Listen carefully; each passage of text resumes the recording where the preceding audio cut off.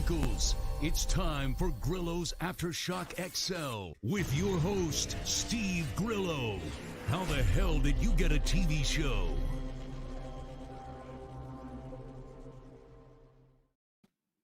Wow. Good afternoon. Welcome to a very, very, very, very special episode of Grillo's AftershockXL. Here, live in Hell's Kitchen, in my apartment. See if we can get these things up here and up and running. Make it look nice. I'm wearing a suit jacket and a collared shirt today. Why? Because it is a very special day in our nation's history. It is Tuesday, November 3rd, 2020. A very odd year. I don't know if this light. I don't know. Figure it out. I have a very special episode today, considering it's such a poignant moment in our history in this country. We are voting today. I voted. I'm sure everybody's voting today. I don't even think this should be a question about anybody voting. It's a very poignant time in our history. Very odd, bizarre year that we've all been going through. And to say the least, this is going to be a pivotal turning point. And I wanted to make it a special episode today so we can get things going, get people motivated and what have you. And so I went out this morning very early, voted about 7:30 this morning. I think the line was around the block, it was definitely around the corner, around the block. The polls opened at 8 o'clock, and we got things going. I waited probably about 40 minutes to go in there and vote and do what I had to do. Come on, man. Anyway, hold on a second. There's going to be a little delay here. Can you jump on now? I have a very special guest. This is my problem. There's time differences, time zones. I'm not good with time zones. And so we have Gennifer Flowers waiting to come on now. And she's got to go. She's not home. She's got to go pick up her stuff. Kind of a little upset about this, but okay. We're going to have to do a little delay and make things happen. I don't know how long this suit jacket and collared shirt are going to last. Okay, in 10 minutes. So she'll be on in 10 minutes. I can stall for 10 minutes. We can, you know what? Maybe we can get Peter to come on, and we'll talk about the election right now. Peter Tichton, he's the author of a book called What Makes Trump Tick. Get it, Tichton. And so we're going to see if he can come on right now and talk about, again, I'm not trying to sway anybody's votes. I'm not trying to make you vote for anybody on either side. I voted, and like my mother always did when I was a child, her vote was always private, no matter what. I don't know who my parents voted for the whole entire time. And it was just something I grew up with, and it's my personal thing. But what scares me most is the fact that, when people talk about either side, I respect who you vote for. I respect who you want, and I appreciate the fact that you have the ability to vote and do whatever you want. It just seems like lately, with everything that's going on, and if you have an opinion and someone doesn't like your opinion, it tends to get ugly. So I stay on the fact that I don't have an opinion. I keep my right to vote to me, and we'll just hope for a very happy ending at the end of whatever is going to happen, because it's very easily volatile. It could get volatile, and I don't know how everybody's going to deal with not liking the outcome if it doesn't go in their favor. And, Jesse Nash is here. I'm sitting here, and I see him in the background. What's up, Jesse? We'll get to you in a minute. So it's a very tense time. Everything's boarded up in New York. They've seen what was going on back when they had the BLM riots, and people were doing all this crazy shit and breaking and looting, and we can't do that anymore, but you're not going to tell the masses how and what they can do. They're going to just do it. It's already pre-organized. And given the outcome, I just hope everybody's safe. I really didn't want to be in the city today. I was hoping to get out of the city, but considering what's up, Rosario jumping in there, Uncle Jesse, go get him. I see people. Finally, I don't know what a nice job. I could actually see what people are saying. Burn, loot, murder. Yeah, no, dude. Insane fame, NYC. That stupid. I hope that doesn't happen. We're here, and we're hopefully, this is what we fight for. This country is freedom of speech. It's freedom of expression. We can do what we want. It's not fair to anybody else to say whether it's okay to have an opinion or not have an opinion. You're allowed to have an opinion.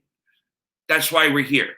So, Gennifer Flowers is going to be coming in. I got Jesse Nash. Well, but I'm kind of excited to have a reunion today with Gennifer Flowers and Stuttering John. Everybody knows that infamous press conference that Stuttering John stuck into and asked some very poignant questions. We'll get to those questions when John comes on, when Jennifer's on. And hold on, she's calling her right now. Hi, Gennifer. Can you see me on camera? I did. Noah, did you click onto the link? I did. Okay. Did you go to the broadcast studio? Here, let me do it while you're on. Yeah, you got to scroll down a little bit. Go to broadcast studio. It says front camera. Just give us a second, everybody. We're going to get this going.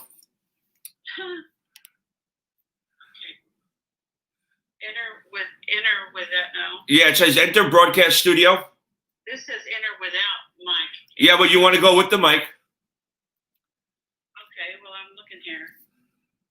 Start cam. Noah, do you see her? Can you jump on, Noah? You will enter the studio. I don't see her yet. Okay. Yeah. Can you help her talk her through this? Yeah, send her my number. Okay. Noah's gonna talk you through it, Jennifer. I'm gonna send you Noah's number. Okay. So we have exciting day. I figured it would be apropos to get someone that was kind of in the political realm, which is Gennifer Flowers. She has a lot to say about politics. She was involved in it up to her neck. We'll leave that alone. And so she's going to come on in a minute. Sorry. It's election day. Everything's a little hectic. So hopefully they can figure that out. And we'll get to that in a minute. So, yeah, I went down today to the school around the corner. There was an insane amount of people. The line went down around the block. And I did my civic duty. I went in there and I voted. It's going to be an interesting couple of days, I think, because, I don't think, there's not going to be an outcome right away. I think it's going to be a minute. And why can't I figure this out? Okay. So get a little more light in there. And I hope that, all the anger and rage started when Trump won. That is true. People really don't like the man. And it's kind of savage how they don't like him. It's not like you can just be, he's this, he's that. I hear a lot of different opinions about him. I know people that actually know him, and they think he's a wonderful human being. Listen, but the man talks a lot, says some crazy shit. Then, you have Joe Biden. He can't talk. So, I'm keeping this in the middle. I'm not trying to get anybody elected here today. I've been lucky enough to have someone like Gennifer Flowers being able to call in my show, and we're going to talk everything about what happened, and then we're going to get, Jesse Nash is going to come on, Stuttering John's going to come on, and we're going to have something fun and entertaining and goddamn interesting. Obviously, I'm stalling like a motherfucker right now. So I will talk to people. The first president with an FME. I am a recipient of an FME. I don't remember exactly what it was, but I did win an FME. And in Minnesota, someone voted for Trump. I hope that fucking losers, Steve. Yeah, that's real nice. Why are you listening then? Go do something else better with your time. So I like seeing people's comments because I was never able to do that before. And hopefully, Gennifer should be on any second right now. We're going to see what's happening. Sorry for the unprofessional delay. And so hopefully, Noah, we get this thing going. If only Grandma Sylvia could have lived long enough to witness this election. Where's the yayo? There's no yayo, my friend. Insane farmer. Big time loser. Yeah, okay. Next time I'll when I tune into your show, we'll deal with that. I had to wait about 45 minutes to vote. Jason Luff, I thank you. See, there's good people out there. There's always got to be some hater in there, or it wouldn't be a Stern-based group. So, Noah, how's things going with Gennifer? Are we doing good? What do we got? Steve, we're almost there. Okay.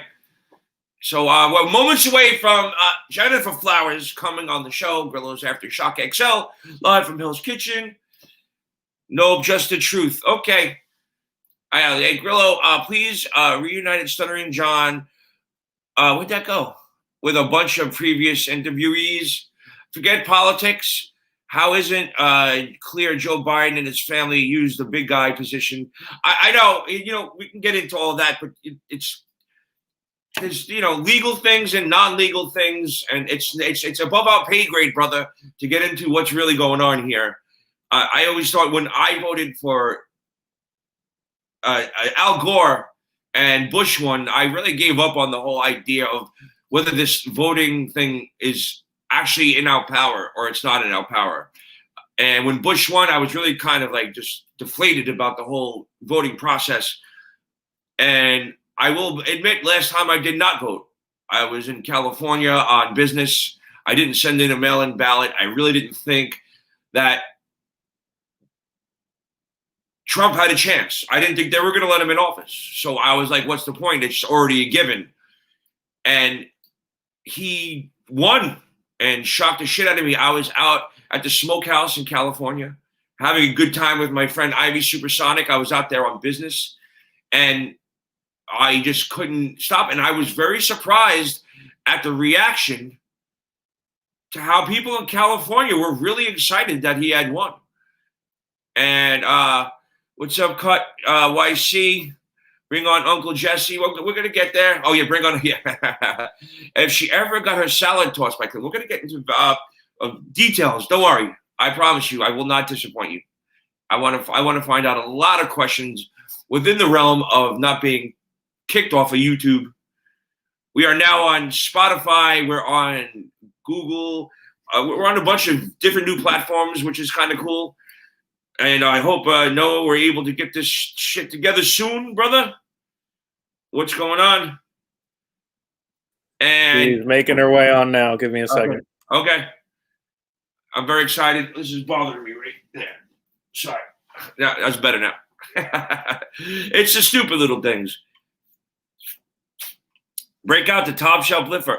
It's a little too early. The Smokehouse cheesy bread is definitely the best thing in the universe.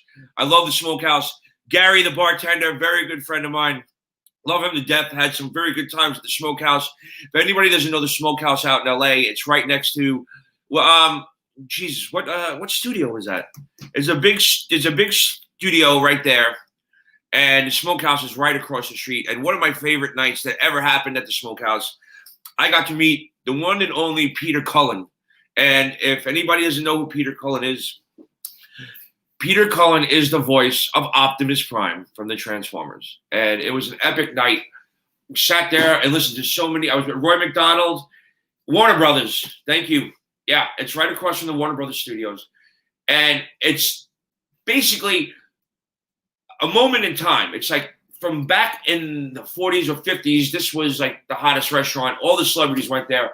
And it is frozen. It looks it's so awesome. It's so nostalgic.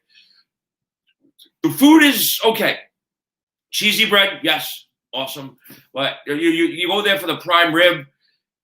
But you don't go there for the food. You go for the ambiance. And if anybody ever goes there, Gary, the bartender, you mentioned Steve Grillo, he might throw you out. So the one night it was we were there with Roy McDonald and Peter Cullen. I got really drunk with Optimus Prime. It was so much fun. I had such a great time, and he's a wonderful dude. And Roy has it somewhere on his phone or whatever, but I did get him to do a little Optimus with me. I grabbed him in a headlock, and I was like, "Do Optimus Prime," and he was like, "My name is Optimus Prime, and believe it or not, this is my friend Steve." It was really cool. And come on, Noah. What's going on? She was almost in. The mic and camera weren't working. We're trying again. Now, yeah, I'm hungry too, brother. I want some prime rib from the smokehouse. So I was out in LA at the last election, and when Trump won, considering it's California, the place went crazy. There's my girl. I can't. I told you I was technically challenged. Yes, so am I. Don't worry about it. Everybody, Gennifer Flowers on the AftershockXL show. I'm very excited to have you here on Election Day. I wouldn't be anyplace else, Steve. Well, yeah, you're such a sweetheart. You're like my new best friend. Absolutely, you are mine. Yeah. I was so excited this morning to vote. I was in line, and I really teared up when I just think it's such an American privilege and honor to get to vote, and it was a huge turnout. Yeah, the line was down around the corner. Yeah. I don't know where it is now, and I got there before. I guess the polls opened up at 8, and I can't believe I was online at 7:30, considering what happened in my apartment last night. But You can share that with me later. yeah, no, it wasn't bad. It just I'm friends with all the local bartenders and everything, and they all got off of work and decided to ransack my apartment. Well, thanks a lot for the invitation. Yeah, you're always invited. Get your ass up here, Gennifer. Yeah, well, I'll be up there soon. So you got to vote this morning. How was the turnout down? Oh, you're in the Ozarks, right? I'm in the Ozarks. It was huge. And what I noticed in line, which pleased me a great deal, was there were a lot of young people. Yeah. Well, some of them didn't look old enough to vote, but obviously they were. They wouldn't have been there. And I had heard that the polls were showing that they had a renewed interest in voting because they didn't want to be shut down again. They don't want socialism. And I was really proud to see that. So how's the sentiment down there? Are they boarding things up? Are they anticipating possible riots or protests or anything? No, baby. No, good. We're open carry here. Oh, yeah. I'm coming down to hang out with you. No, we're not boarded up. Branson's wide open. The only thing we do is wear masks. Yeah. And glad to do it. That's no big deal to me. I'm not crazy about it, but that's all I have to do. It's okay. But they are do some social distancing in some of the theaters. Okay. And we did the distancing in line to vote. And here again, those are small things I'm glad to do. No problem.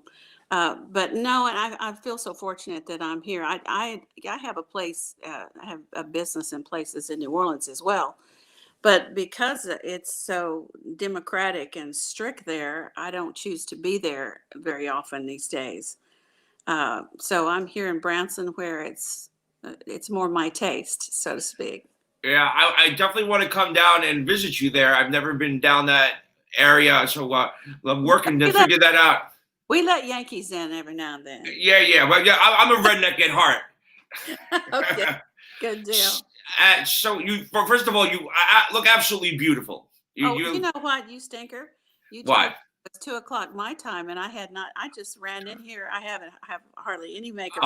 You look fantastic. Well, you don't need makeup. You know me. I told you, no makeup. You're even sexier. You're being very kind, and I appreciate it. Yeah. So, okay. So there's probably a bunch of people that are watching right now that don't know your entire backstory. So let's start from the very beginning. Where did you grow up?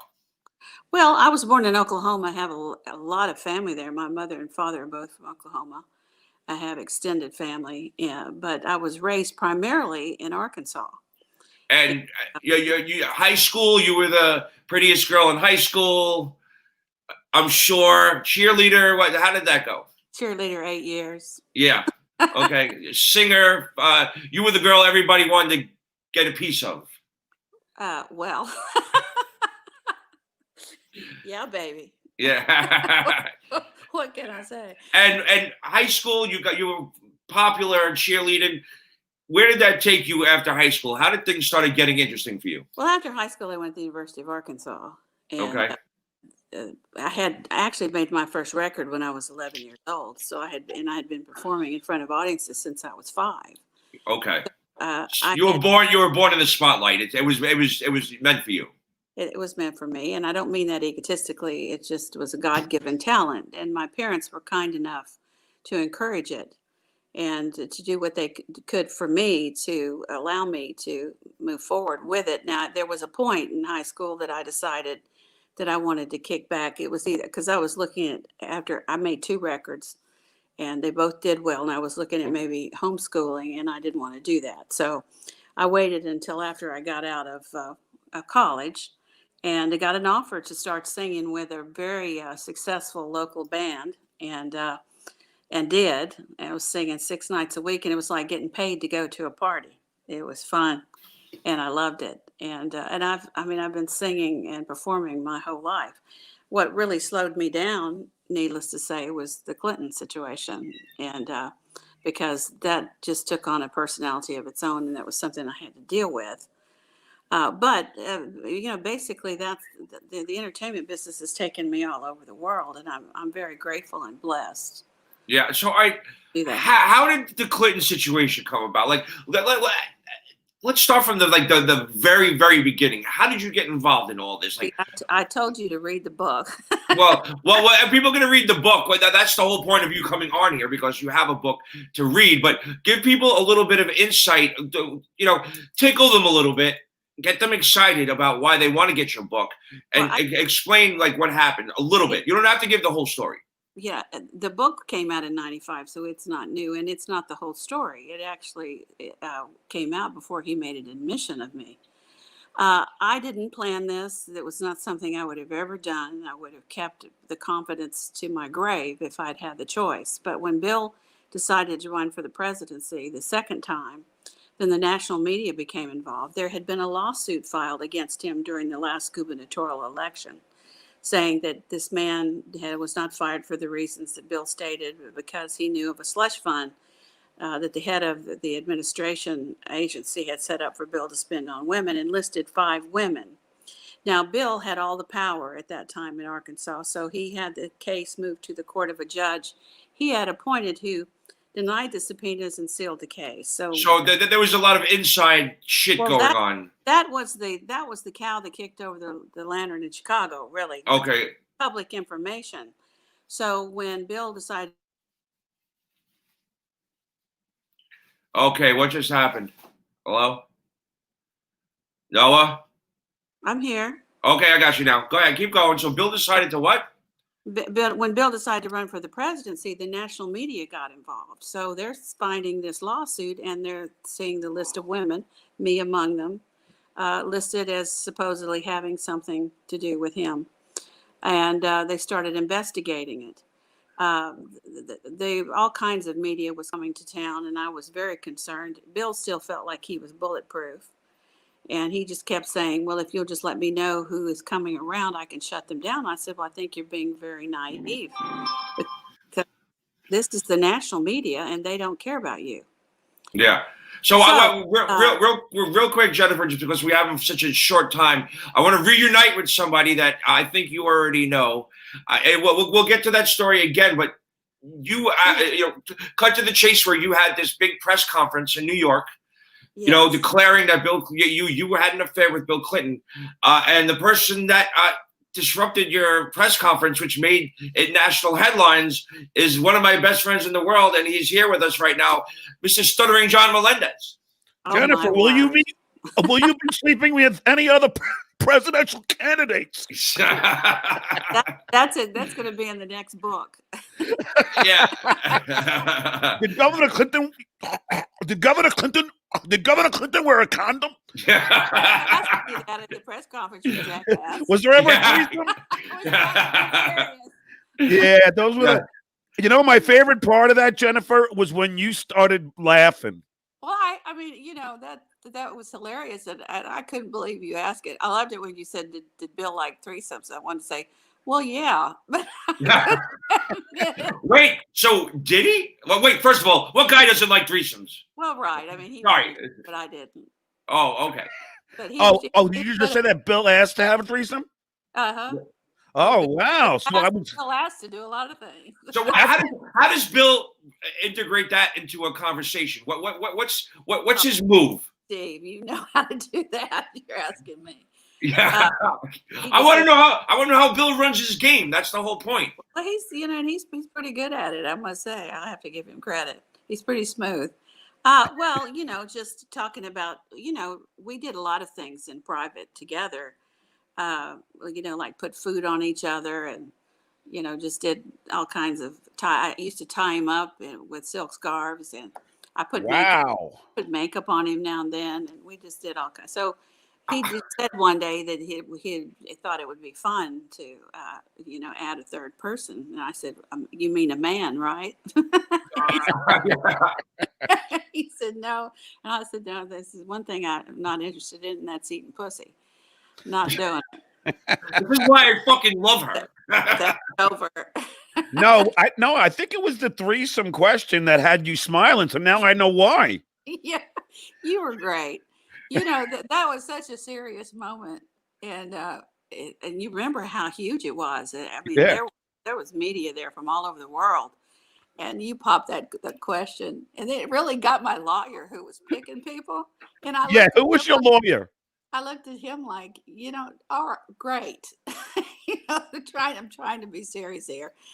And then the second one was, does Bill wear a condom? And he didn't pick you. You just said it. And everybody was laughing. Anyway, it was great. And I appreciate you being there. And I love Howard. I did Howard's show a few times. Oh, I'm sure he brought up that interview. Oh, of course he did. So what kind of food did you play with Bill Clinton with? Like what happened? Was it a banana, some strawberries, maybe some ramen noodles? What happened? A carrot. Yes. Just whatever was handy. It was SpaghettiOs. Yeah, just smeared it all over his body and then just licked it. What would you say? Average, above average, or hung like a jalapeno? I would say I would refer to Arkansas, which is a small state. Just come out and say, small penis, but it had a lot of. It was very energetic and had a lot of heart. Okay, but that's all that counts, right? Yeah, the first time he was going to run for president, he called me and he said, "I'm going to run for the presidency." And he said, "You may get some call from media." And I said, "Well, I'll tell you what. I'll tell him you eat good pussy." He said, "Well," he laughed and he said, "Well, if I don't run, you can tell him that." So, and where's Hillary in all this? Like, is it a marriage of convenience? There's a lot of people that say that she's a lesbian and that they just did everything together for political reasons. What's the story? Well, I think Hillary is bisexual, definitely bisexual. She told him, she knew about me 3 months into it, and she told him to stop it. He said, "No, I'm not going to. If you don't like it, do something about it." And she said, "Well, just don't embarrass me." Well, I cared far more about being discreet than he did. I was a news reporter, and they didn't want women in the newsroom. I had a lot on my plate, and I had a lot to prove, and I didn't need that complication. So I was trying to be very discreet, but he wouldn't. I mean, I'd go to news stories to cover him speaking, and he would stare at me when everybody would start turning around to see what he was staring at. I mean, he was very overt with it. It is what they have is very strong. It's about their power structure, and now they know so much on each other that one couldn't. If one started talking, it would devastate both of them. So it's like they're almost forced to be together at this juncture, whether they want to or not. One of the main things that pissed me off about a recent interview with Hillary, maybe in the past couple of years, and this bothers me, is when the reporter brought up the Monica Lewinsky situation, and she said she was a grown adult.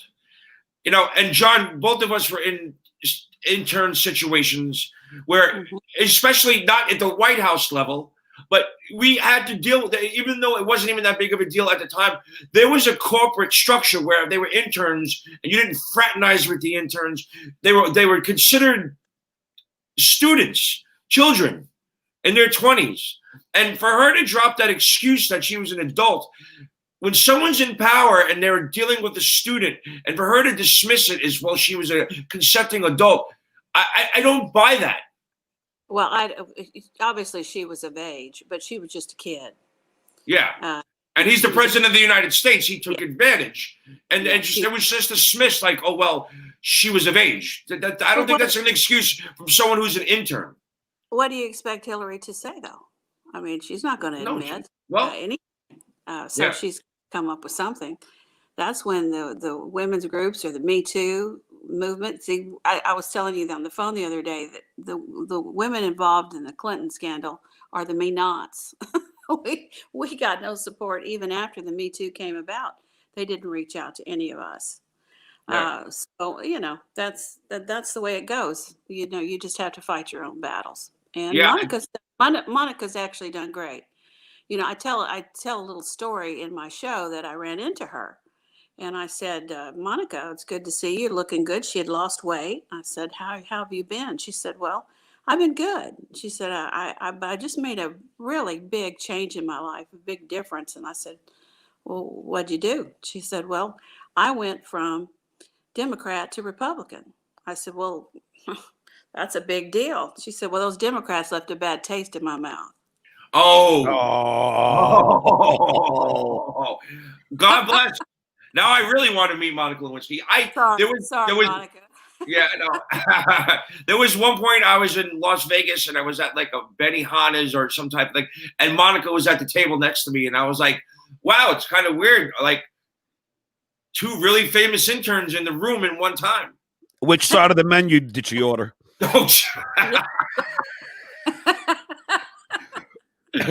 Oh my God. So, John, do you have anything that you want to ask? Jennifer, is there any other politicians or celebrities that you've slept with? Like I said, that's the next book. But is there? Yes. Oh, give us a hint. Well, one did not win, and the other were really just heavy petting. Wow. Now, Jennifer, you told me something the other day that didn't win. Is it Mitt Romney? No, I had a few dates with Donald in the early 90s. And now this is interesting, John. She said one of the coolest things to me ever.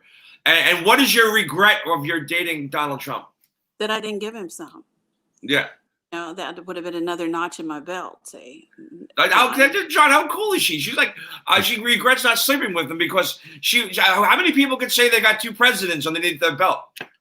Well, I really liked him, and he was a total gentleman, and couldn't have been nicer, and everything was great. But I was going to be that one that, the one that got away, and thought that there would be on, opportunity on down the line, but I was pretty busy, dealing with a scandal. Now he enjoyed that because he loved the publicity.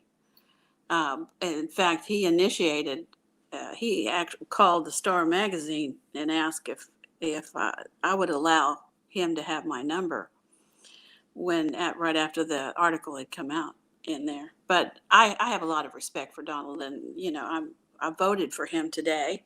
I voted for him the last time, and I sure pray that he gets elected. I'm sure he will. So what's his move? So you went on 3 dates, right? You go out and you have dinner somewhere intimately, obviously publicly, because he wants to be seen in the public with you. Yeah. Because you slept with the president, and maybe he's getting the feel for how to deal with something like that. Did you get a gander at his toadstool? I didn't see it, but I felt it. Oh, really? And believe me, it's not Arkansas. That's a small state. It's bigger than Bill. We'd have to take him to Texas. Oh. Well, that's not what Stormy Daniels said. Well, she's full of shit. And plus, she's a porn star. Everybody's like this anyway. You know, it's like they're like fucking horses. It'd be so many to remember. How could she? Yeah, remember that? exactly. I shouldn't say that. Shut up, Jen. Yeah. So, all right. So you're on the date. So, how did it not transpire into sex? Because second date. Like after the second date, I'm pretty much not interested if anything happened, unless you're like an amazing person. It's So the third date. The third date, but you had the third date with him, no? Well, he said, this is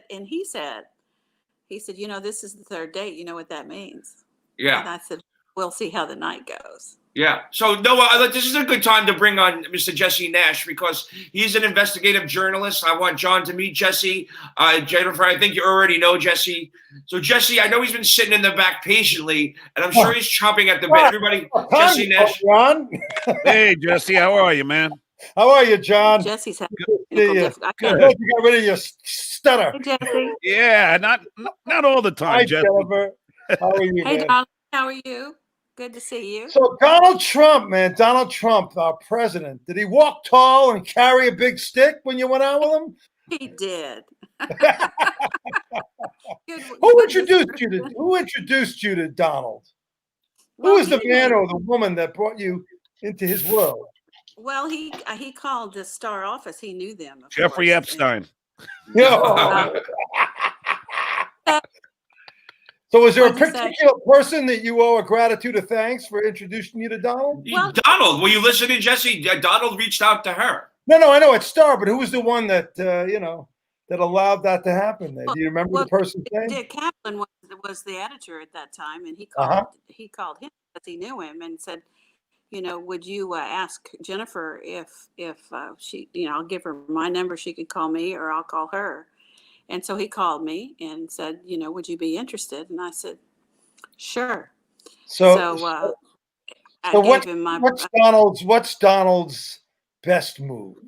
What's like if when you're out on a date with Donald? His wallet.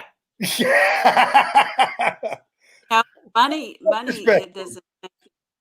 It's nice to go. It's wonderful to go to nice places, but that's not what makes the difference.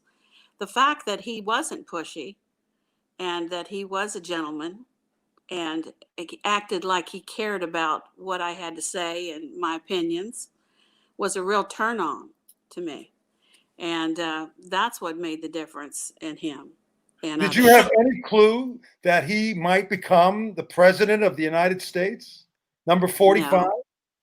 No, I did not. But I didn't have a clue that Bill would either. I mean, Bill always said he wanted to be president. He was the attorney general when I met him. I mean, how big a deal is that? The attorney general of Arkansas. And I used to say, well, that's nice. I had no idea. You mentioned Bill who used to like wearing makeup. I'm not totally surprised because You mentioned that Bill used to like wearing makeup. yeah, I put makeup. What kind and where did you put it? That's what I want to know. Well, we use my makeup, of course, but he was it your lipstick? I put was it your lipstick and causing a ring around his apparatus? I asked this question because the visual of Bill Clinton in makeup and almost in drag. Well, hold on a second though. Let's not forget that in Jeffrey Epstein's mansion on Pedophile Island was a picture of Bill Clinton in a dress. That's true. Yeah, is there something you want to add to that? No, he never. No, that wasn't really him in that picture. That was just photoshopped or something. No, that's not a real picture. He did put mascara on him and a little eyeshadow and lipstick, and we giggled and had a lot of fun. Do you role play? Did you role play? Did you role play? We did. What role did Bill play? I'm going to start asking you guys questions about your Bring it. I'm role playing right now. I just don't have any makeup on. Not right now. Hey, I have makeup. I'm sorry, I got all my clothes on, Grillo. I'm sorry, man. Wait, I got a suit jacket on, right? But I got shorts on. Oh my God! Oh, look at those legs! Jeez. Jesus, those are hillbilly legs. I know. God. I don't Hervey Village has had longer legs. Yeah, the pain. No. 4B10 zone. So where do you get your sense of humor? Because Gennifer, you got to have a sense of humor to be around some of the men you've been around. I mean, I think it's pretty incredible. Well, thank you. I just inherited this sense of humor. That's the way I was raised, and my parents had great senses of humor, and that's just that's the way I've survived. Honestly, when things will get the most intense, it's like I have to laugh and say, "Can you fucking believe it? This is going on." Jennifer, let me ask you a question. That's the only way. When I was asking you these questions about Governor Clinton and everything else, did you know initially, like how soon in that press conference did you realize that I was from the Howard Stern show? Well, pretty quick. But your handler didn't. Your handler actually tried to answer John's questions. No, he was freaking getting aggravated. I mean, how do you answer a question like that with a serious response? And she tried. I did answer either question, but yeah, I looked over at Blake like, why the hell are you picking these people that ask me these questions? And he told you, he said, "You sit down." Yeah, he's like, one more of those questions and I'm going to end this. Yeah. And that's when I asked about the threesome. You popped up again, and I just thought this is hilarious. Isn't it amazing, though? Like a guy named Gary Hart loses, he has to withdraw from the presidential race because he's on a boat called Monkey Business. And 30 years later, he wouldn't have even gotten a look at for that. Things have really changed. Well, the difference, too, was that Bill always had Hillary's support. And I'm not sure how much support that Gary really had from his wife. And the Clintons aren't going to give up. They're not going to stop. Why are they so hated? Why do you think they're so hated? Why is there so much animosity towards the Clinton family? Well, you know why. I mean, people are sick of the BS. I mean, they're tired of being lied to and treated like they're stupid. It's just gone on and on. But, I hear all the time, "Oh, they're going to get them this time, this, that." I said, "Listen, let me tell you, I'll believe it when I see it."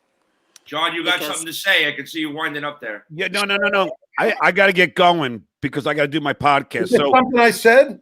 No, I have my own show to do. Jennifer, it's been a pleasure. It's nice to rekindle our romance. And Jesse, Absolutely. John, tell everybody where your show is.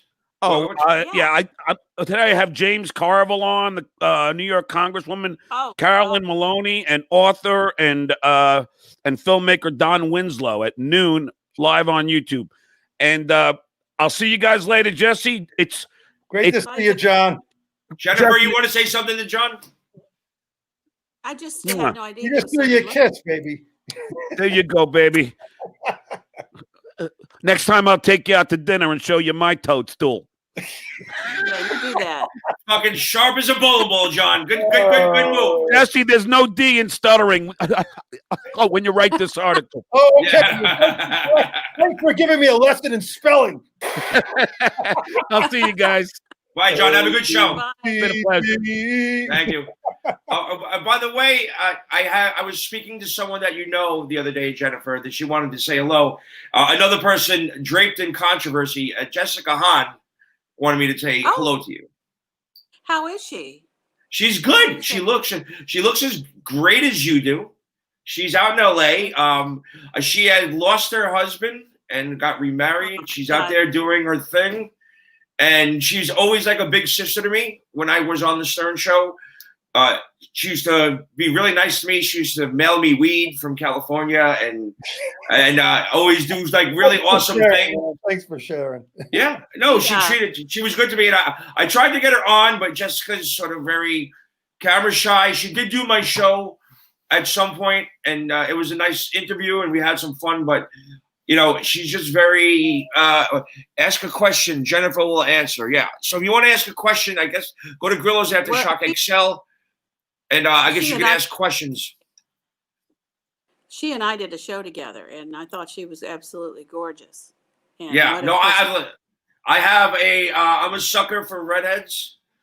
and she had red hair when I was younger, and I thought she was the hottest thing on the planet when I was a kid. And to be able to because the fact that I became friends with her was just like mind blowing. Gennifer. She was kind of a sidekick to Howard there for a long time. Yeah, her and Howard were very close. She dated Sam Kinison, and she did that really hot video, Wild Thing. And she did Playboy. When she did Playboy, I couldn't wait to get that magazine. Did you see my Penthouse? Oh, was it Penthouse or Playboy? Penthouse was it? for me. Well, they got in a bidding war, and Penthouse won. Yeah. So I have someone else on the line, and Gennifer, you might have a wonderful conversation with him. He's the author of a new book, What Makes Trump Tick, and he's a close personal friend and one of my business partners, Mr. Peter Tichton. Hello, Peter. Are you there? Are you there? I'm here now. Yeah. Okay, there you go. Yeah. Peter so the Tichton is on on the mic has to be green, not red. I get it. Okay. Peter Tichton's on a very big book tour right now, promoting his book, What Makes Trump Tick. What makes Trump tick? Yeah, and the reason I think you and Gennifer would have a wonderful conversation is because Peter was in the same class as Donald Trump. He was his sergeant in his platoon.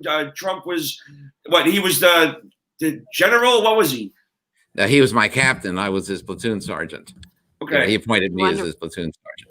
So you know how it works. It's the same as in the Army. The non-commissioned officers do all the work, and the officers tell them to do all the work. And so I was the guy that did. I joke. I tell people I ran Donald's first company for him, which was Company A. And, absolutely. Gennifer, what a pleasure to be in the same space as you are. You are somebody I've appreciated for many years. What you had to go through. Well, I appreciate it. Well, you don't have my sympathy because you need sympathy like you need another hole in your head. What you need is, but the fact of the matter is you dealt with a bad guy. What can I tell you? And now we've got other bad people. Yeah, it was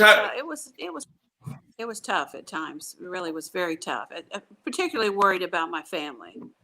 Because I could take the hits pretty good, but I was worried about my mother and my family. That was the hardest part, really. But I'm a survivor, and I believe in not only surviving but thriving. And down what I've done. Gennifer, I know you were close with your parents. We talked about that, and I know that it was kind of recent where you both lost both of them, kind of relatively close together.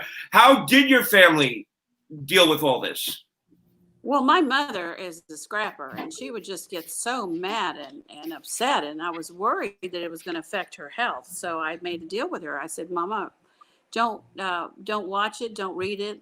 Please don't pay any attention to it, and unless it upsets me, please don't let it bother you, and let's make that deal. And she said, okay. So now, I was telling you that this was my stepfather for many years, and I adored him. But my daddy, if my dad had been alive, he'd have been kicking some ass. So anyway, but we all got through it, and I still every day to some extent deal with it. It'll never go away. That's part of history, and that's fine. But there's one part of me that wouldn't give anything for the experience, and of course, there's another part that wished that it never happened in the first place. But it did. So I'm glad I have both you and Peter on because a lot of people have a grand hatred for our current president, and both of you. I want to ask Peter. I would love to read your book, Peter. Okay, I'm going to make sure that happens, but I need to get. I'll take. Do you have? Let me send you my email. Okay, and I'll send my book. Let me give you my email address right now. I'll share mine. Okay, ready? Hold on a second, Noah. What's that? There's a little bit of an audio issue there, Noah. Is there? She's on a little bit of a delay. I'm not sure. Gennifer, you may have to log out and log back in. Yeah. And if you do, turn your phone sideways. So Noah's going to help you with the audio issue. And now, we'll have you log out and come back in because you're on a delay, and I want to make sure your audio is good. At this point, Jesse, I think and being a journalist, just log out, Jen, and we'll come back. and turn your phone the other way. Okay. So, Jesse, you have an opportunity. You have an opportunity right now to ask someone that was a close personal friend of Donald Trump's for 3 years. You have Peter Tichton right here. Do your job. Yeah, I'm doing my job. First of all, Peter, I watched the episode you were on with Steve one-on-one, which was fascinating to me. And, I find it incredibly intriguing when, for you to have that kind of experience, to really, to be in a military situation with Donald and to be sort of running roughshod over him. It's almost ironic, that he's the president now, and you're in you have this insight that nobody else has. What can you tell us about the man that maybe? I'll tell you, that's a great question. When you have adult children, you see them as the adults that they are, but you still see them as the babies and the little children that they were too. Well, it's like your friends when you grow up. They know you when, and you become whatever you become, and then you see your old friends. It's like, yeah, Nash, all right, Well,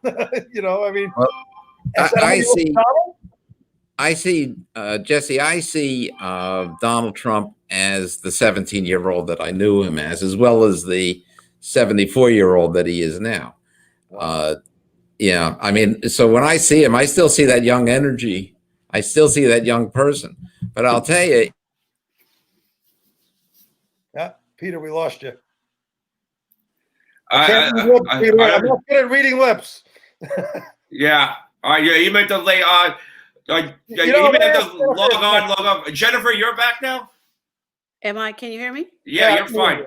Peter may have to, just have Peter, give him a shout. While we're waiting for Peter, I just want to ask Gennifer a question. Okay.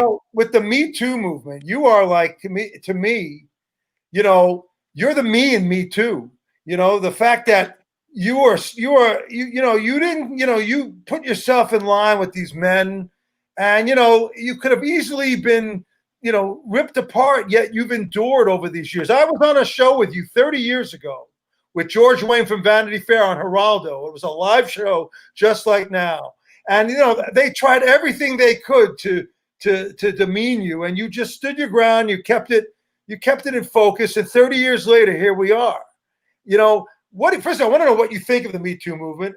And secondly, how do you fight back when somebody comes at you and say, oh, well, you're only just trying to sleep with these guys to get your 15 minutes of fame? What's your answer to all that? Well, first of all, thank you for all those nice things that you said. I appreciate it very much. My bill, don't worry. You'll send me a bill later, right? Well, first of all, I have a very strong belief in myself, and I was telling the truth.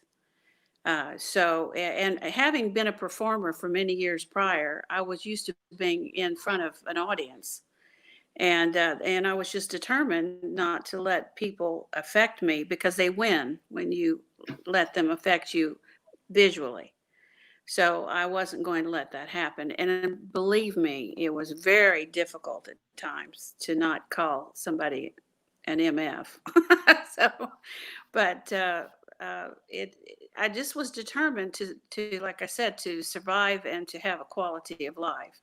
There were times when I wasn't sure that I knew I could survive, but the quality of life was questionable. Finally, Bill he said we had sex one time in 1977 in the Paula Jones case. They did when they questioned him, and which was ridiculous. And why then, I never did know and understand. You had a 12-year relationship with him, right? Do what? You had a 12-year relationship with him. Well, 12 years of seeing each other, and then another couple of years just on the phone because he didn't want to let it go. When's the last time you spoke to him? Well, he called me when I was still in New Orleans in 2005. After Katrina, he was coming to town. He was coming to town with George W. as part of the Katrina relief and fundraising and that sort of thing. And he called me, and I thought it came up unavailable on my phone, and I thought it was a friend of mine that had to push numbers to bring his name up, and otherwise it said unavailable, and that's the only reason I answered it. And it was Bill. And first, now I've had like Dana Carvey call me and pretend, do his Bill Clinton impersonation. And why would Dana Carvey call you? Well, he and I have a mutual friend. He was doing a show in Vegas, and my friend was backstage with him, and said, because he says something about me in his show, and he says, you know, Gennifer is a friend of mine. So he gets me on the phone, and Dana starts talking like Bill. Did he fool you? Did he pull one over on you? He was pretty darn good, I must say. And but I said, you know, I don't know who this is.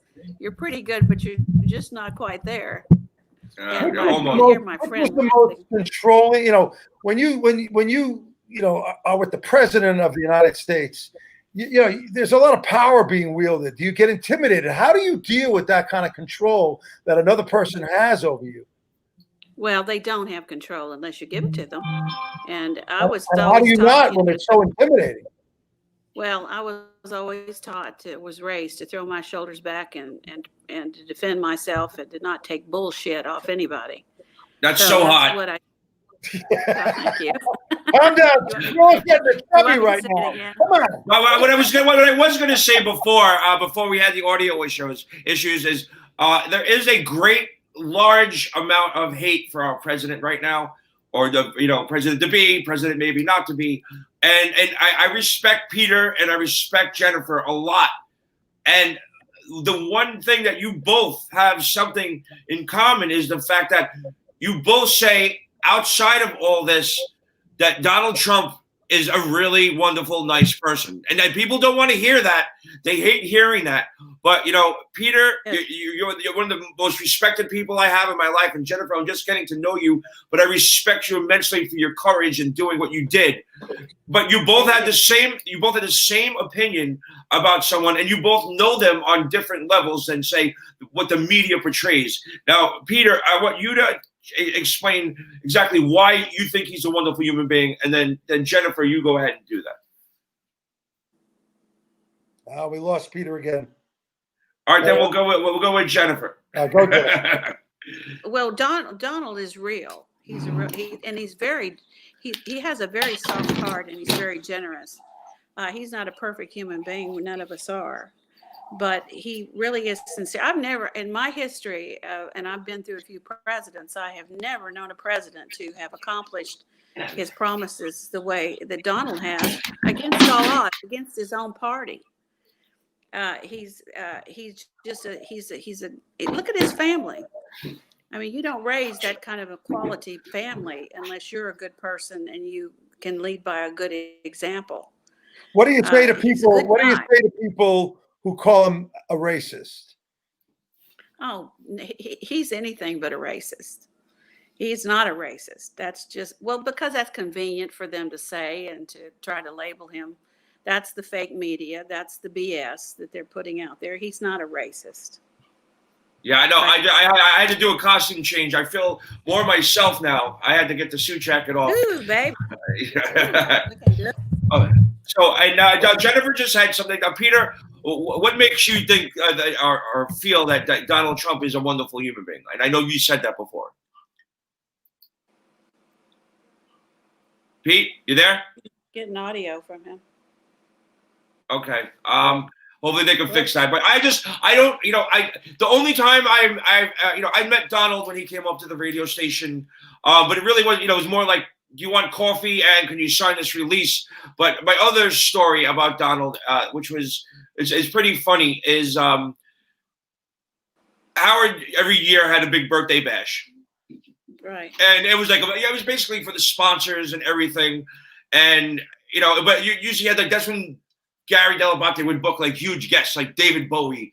And, and it was like the biggest guest ever. And the one year that they had it at the Plaza Hotel, Willie Nelson was one of the guests and he performed. But also when they performed, they sat at a table, they got to eat, and of course, this was, before, there was a smoking ban inside. You could still smoke indoors. But Willie Nelson decided to light up one of the most delicious smelling joints I've ever smelled in my entire life. And of course, the smell filled the whole Plaza Ballroom. And we all know that Donald is anti-drugs, anti-drinking. Mm-hmm. And it was basically, you might as well just got on the table and taken a giant shit on the table. It probably would have been more acceptable to Donald Trump than Willie Nelson smoking this joint. And Donald proceeded to beat Orange in the face, and comes running over to Willie Nelson, screaming at the top of his lungs, "How fucking dare you smoke a joint? You do drugs in my place. How fucking dare you put that out right now?" And Willie Nelson did the coolest thing. He goes, puts it out on the tablecloth and blew the smoke in Donald's face. I don't blame him. You know, it was just like I was like, did I just witness that? Like, did that just happen right in front of me? Can you hear me now? Really? Now You sound better, and you're not grainy. So we were talking about Donald. No, I heard you. I heard everything. So Donald Trump. I want to get back to the question you asked me. Yeah, go ahead. Why do you think that he's a nice person? It makes you. Why do I think he's a good person? Because he's the kind of guy that when he says, "How are you?" like most people say it just as a greeting, he actually means, "How are you?" It's asked with a tone and in a way that really is there anything that I can help you with? The guy is just one of the most beautiful people in most regards. Let me turn it around and ask the other way. Why do people hate him? What's so bad about Donald Trump? What did he do? I mean, we have Joe Biden, who basically betrays his country, who basically has his kid making millions of dollars for him to basically sell his influence. And that's something that's despicable. And yet people think he's a nice guy. You can't be a nice guy and sell your influence and sell out the United States of America. Well, Peter, isn't that illegal? Like if I go and I stick a knife to Jesse's throat and take his wallet, that's illegal. Okay? Because I've just robbed him. And there's laws about that. You can't do that because there's a law that you're not allowed to. Of course it's illegal. Of course it's illegal for him to sell and use his influence for the benefit of getting money for his family, of which he partakes. Of course it's illegal. I heard about that, Peter? You know what I heard about that? People are asking this question, and it came out during those testimonials recently. Why hasn't anybody but the New York Post and maybe Fox News covered the Hunter Biden scandal? Why? The reason I've been told is that he said that if I get elected and you cover it, you're not going to have access to the White House. Now, I don't know if this is true, but this is what I've been told. And, it's getting to the point where, as a journalist, it makes my life crazy because now I don't know whether anything that I'm going to report is going to be taken as the truth. When I try to present truth, I'm now looked at under scrutiny. We do not know anymore what is truth and what is not truth. Yeah. That was the same. Let me add to that. Okay, let me explain this to you. All right, because we're on the verge of becoming 1984. If the Democrats win this election, if Biden wins this election, we are screwed, period. All right. They already have control of the media. They have control of Hollywood. They have control of our learning institutions. They have control of the social media. Now, we know this is true because not only what you're talking about, but we also know in terms of that Twitter, for instance, wouldn't cover the New York Post. He lied. Jack Dorsey lied to the American people and said, "Oh no, you can read about Hunter Biden in the New York Post." Meanwhile, the New York Post was blocked. Well, I'm going to tell you guys right now. I just got a text from Noah, and this is a sign of the times, and this is what happens. I wasn't trying to sway anybody's votes today, which I'm not doing personally, and I understand that everybody else has their opinion. But he said our numbers just dropped in half as soon as we had an opinion about Trump. So the people are like tuning out once they don't like hearing anything about Trump. Wow. So it's just a sign of the times where this is the problem that I have. It's the fact that people, you can't have an opinion that doesn't agree with somebody else. Yeah, this is what's called groupthink, and groupthink is a form of mental control. Look, you and I and the audience that remains, they all know that the Russians had nothing to do with Hunter Biden's laptop and the fact that it ended up in a shop, and the FBI now have it. The FBI have made it clear. The CIA has made it clear. The White House has made it clear. There's no evidence whatsoever that the Russians had anything to do with this particular laptop. Yet 51% of the American public at this time believe that it's a Russian disinformation plan to basically do this in terms of Hunter Biden's laptop. It's nonsense. What we know is that if Biden gets elected, we're never going to see the story come to any fruition. It's all going to be covered. The fact of the matter is we're dealing with people that are far worse than the Clintons were, although the Clinton crime family, believe it or not, is pretty bad to begin with. But the fact of the matter is what are we looking at? These people are ready to stack the Supreme Court, which will ruin it, basically. If you want to take the Supreme Court and say, we're going to make it so they find in our favor every time, so we're going to add judges that are just whores that will do what we tell them to do, okay, which is not the way it's been done so far. They want to ruin the Supreme Court. They want to get rid of the filibuster in the Senate. They want to make citizens of all of the illegal immigrants, for 15 million people, so they can get those votes in the future. They want to add Puerto Rico and D.C. as states so that they can have 4 more senators and they can control the Senate. And I'm just starting what they want to do. This is what they say and what they're considering. So this is our last election if it's lost. Donald Trump, like him or hate him, it doesn't matter. The fact of the matter is he's going to preserve the integrity of our system. But it's gone if this doesn't happen. The fact of the matter is they never thought he was going to win in the first place. They thought that their machine was permanent and was never going to be beaten. They were surprised. They were shocked. They went into physical grieving and mourning when Donald won. But the fact of the matter is, they were definitely butthurt. They were hurt, okay, and they are determined never ever to let this happen again. It scares me that they might even prosecute him just to teach a lesson to any other billionaires who want to come. Do you think Mark Cuban or anybody else is going to jump into this thing after this is done? There's no chance of the next election. By the way, Gennifer, didn't you have a Mark Cuban story? Oh, just that, Hillary threatened because apparently Donald and Mark had some difference of opinion or something, that she was going to invite Mark Cuban to sit on the front row of the debate during the last election. And he said, well, I'll just have Gennifer Flowers on the front row.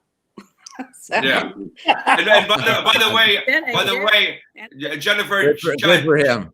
Jessica Hahn just texted me. She said, it's a great interview. She said, you come across as a class act. You're a beautiful woman. So that's from Jessica. She's listening right now. Very same to you, Jessica. And I'd love to visit with you and catch up.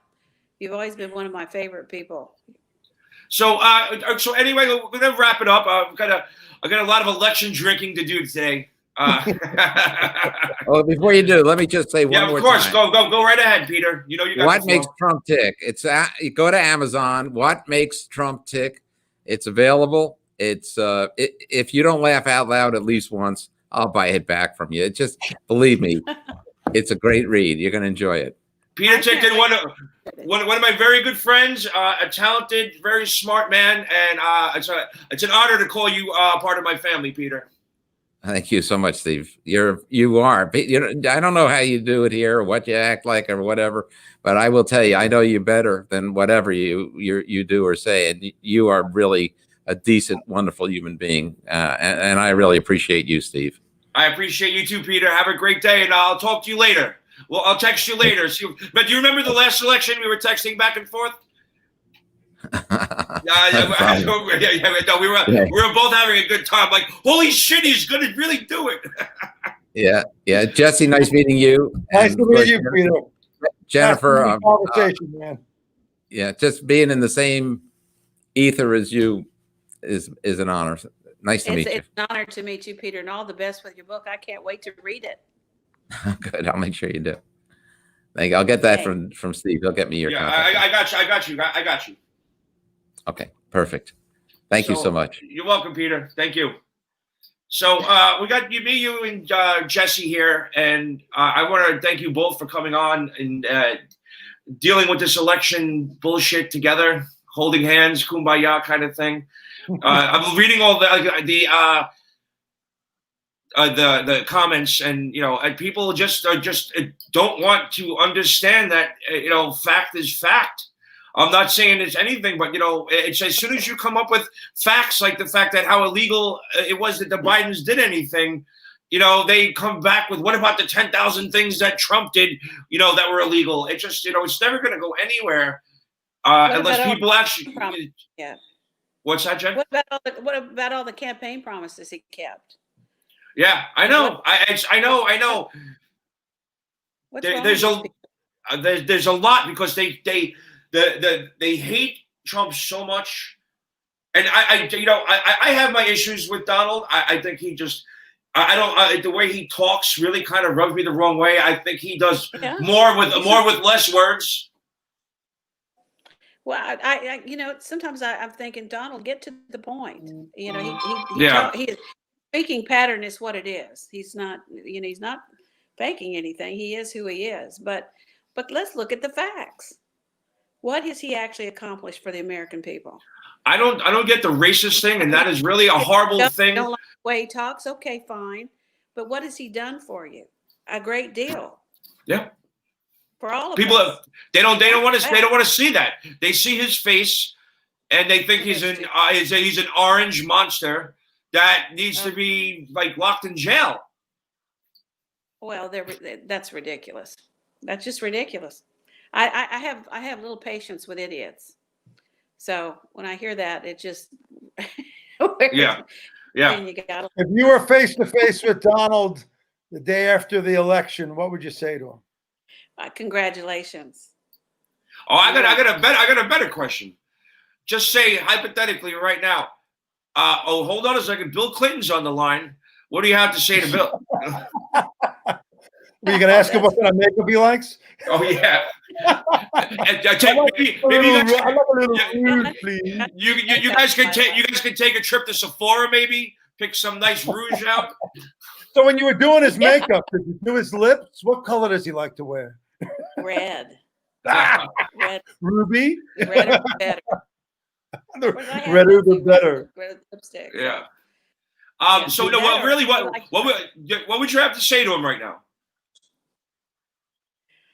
Oh gosh, there's just really a sea of emotions that I feel about him. There's, it would be hard to say that when I talked to him last, it took me back, and he wanted to come to my house, and he acted like somebody in a 12-step program that had something to get off his chest. And I said, no, you can't come here. He said, well, I'll wear a hoodie and nobody will know it's me. And I said, no.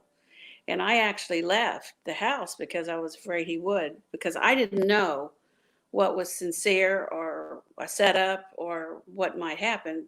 So I have a lot of different feelings that come all at once to me when I think of him. But he was the love of my life. And so those aren't easy feelings, even when bad things happen, to let go of. And so I just, it's very difficult. Wow, it's very difficult for me. I don't doubt this for half a second. But you must be something special if he's still trying to break off a piece of that blonde chocolate. He keeps coming back. What can I say? Interesting. Your skill set must be epic. When's the next book coming out, Gennifer? When should we expect your next book? I'm working on that now, actually. You have a title? You have a working title? No, I don't. But I had been taking care of my parents for the last few years. They were very ill, and I came up to this area to do that. And that sapped every bit of energy from me, and I was glad to do it. I wouldn't have it any other way. But can you share with us something that will be in the book that will perk our interest? Well, don't post it aloud, Steve. Oh my goodness! Shirley wants to be on camera. Is there something you can share with us from the upcoming book that might be?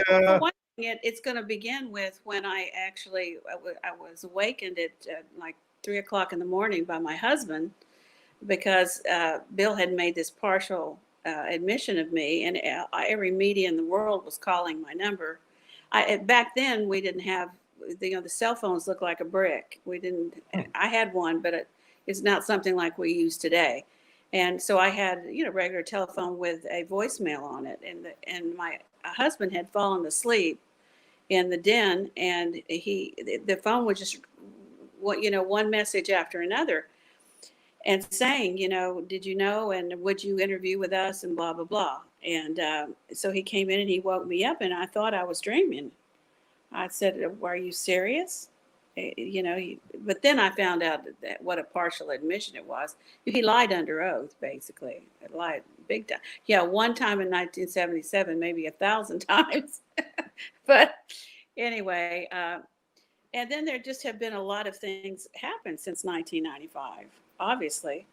And so, there are some things that'll take people back. I'm not trying to sensationalize this.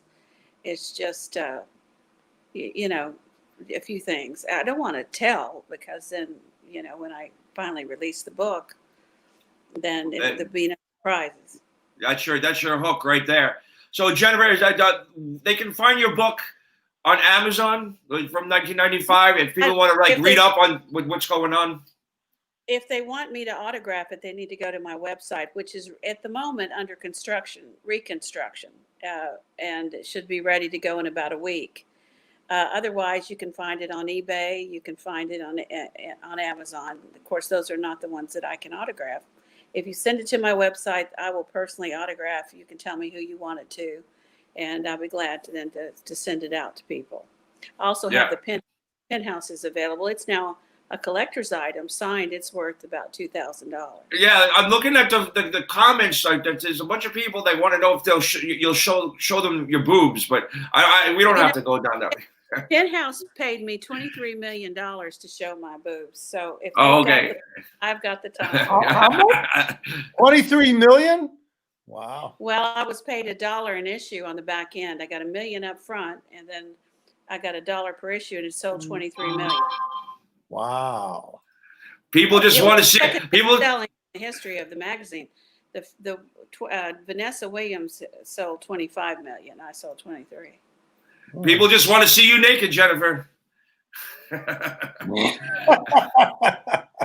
Well, everybody remember that Jesse Nash is part of the AftershockXL network.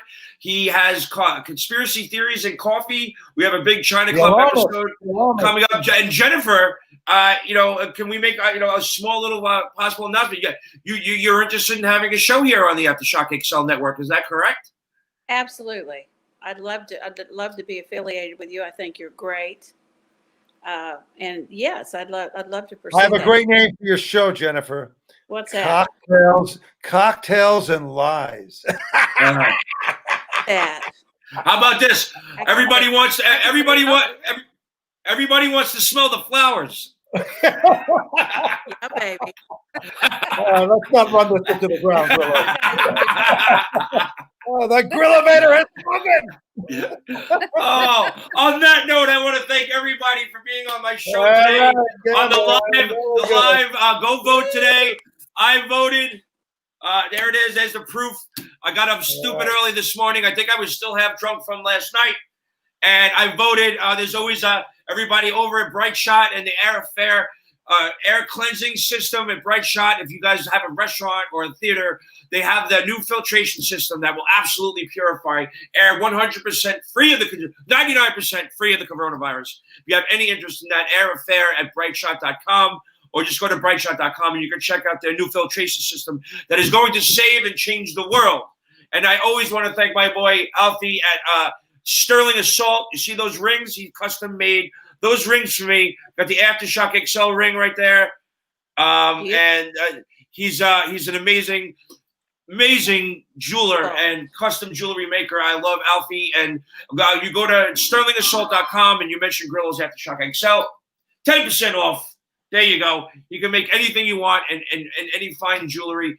And that's pretty much it. I'm running out of sponsors. I need more sponsors. You want to advertise? Come see me, and we'll talk. And guys, thank you so much. Let's hope for a safe and fair election today.